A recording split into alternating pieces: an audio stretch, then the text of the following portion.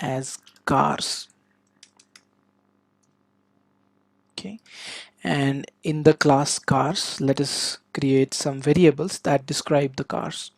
So I'm going to create first variable as string color, and default color I'm going to provide as white.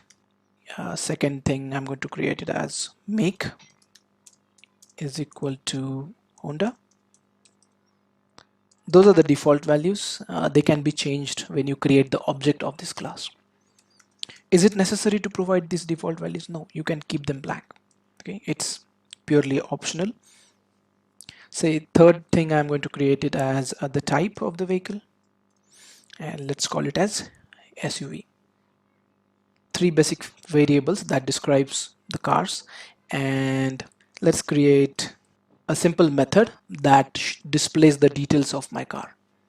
So I'm going to create a public void display details, and in this method I'm simply going to display what kind of car I have. So simply we can use sysout and say I have. We are simply going to concatenate these variables inside a statement to make it like I have a Honda SUV of red color, white color, whatever.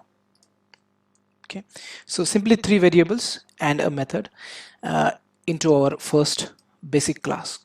Now let us see how we can create the object of the class and how we can use it. So for that purpose, let us create a temporary class with the main method.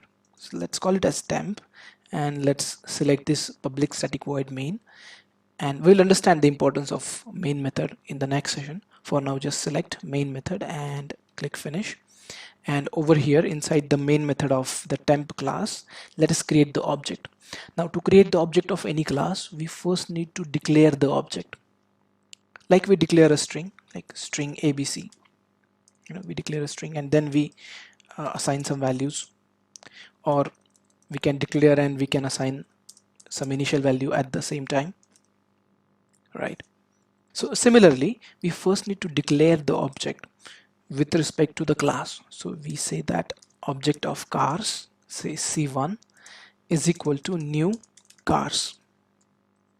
Now over here, if you concentrate on this part, this new is the keyword that we use to instantiate the object of any class. Whenever we say new, it means we are instantiating a new object. We are creating a new object of the class. The name of the object is C1. And cars is simply we call the constructor of the class. Concept of constructor we will see in detail in the future sessions. For now, just remember, whenever we want to create the object of any class, we will define it with the class name, and then after the equal to sign we'll use the keyword new, and then we'll call the constructor. That is it's for now, just remember that constructor is something similar to a method inside the class whose name is exactly similar to the class name. So cars and open close brackets will become the constructor of cars. Okay, so when you create the object, you can use the object and then access the variables and the methods from the class. So let us assign some values. Say color is, I don't want to use the default color, I want to change it to red. Fine. Then I want to change the make to say BMW, and I do not want to change the type, I want it SUV, so I can use the default values as well. Like for the type, we are going to use the default value, that is fine.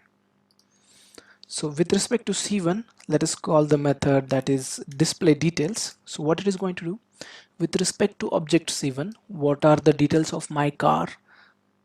Now it is going to display. When I run this program, it's going to say I have a BMW SUV of red color. Can we create multiple objects? Yes, absolutely, you can create multiple objects. Say from the same template, I want to create another car. So C2, and say C2 dot color is equal to orange, and C2 dot make is Toyota, and C2 dot type is equal to sedan, and c2 dot display details. So just create another object, and it's like it's going to create the copy of the class cars, and then whatever changes you make to the copy, they will be restricted to copy itself. So any change that we are doing to the variables with respect to c2, that is not causing any changes to the c1 object. And likewise, you can create n number of objects of a class. So that's the benefit of object-oriented programming. When you run this code, this c1 and c2 will run distinctly. So I have a Toyota sedan of orange color. I don't know whether they make it, just for example. Okay, so simple concept of class and object. Create a class, add some features, add some methods, and when you want to create the object, just define the object of the class by using the name of the class, and then use the new keyword to instantiate it, and then call